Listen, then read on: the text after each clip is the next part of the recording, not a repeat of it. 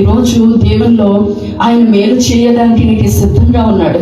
ఎక్కడ పడిపోతున్నావో, ఎక్కడ పోగొట్టుకుంటున్నావో నీ ఆత్మీయ జీవితాన్ని, ఎక్కడ బలహీనపరచబడుతున్నావో ఒక్కసారి జ్ఞాపకం చేసుకొని ఆయనకి చూపించగలిగితే, ఈ విషయంలో బలహీన పడిపోతున్నానయ్యా, ఈ విషయంలో పడిపోతున్నానయ్యా అని ఒక్కసారి ఆయనకి చెప్పగలిగితే, ఆయనంట ఏం చేశాడంట ఆ దైవజనుడు, ఒక కొమ్మని నరికి ఆ యోర్దానులో వేశాడంట.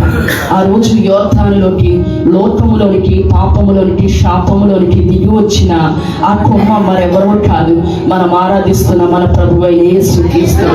మనం ఎప్పుడైతే ఈ యోర్దానులో ఈ కొమ్మను వేశారో ఏమైందంట, గొడ్డలి తేలిందంట. ఇనుము తేలిద్దా అసలు? అది జరిగిద్దంటారా?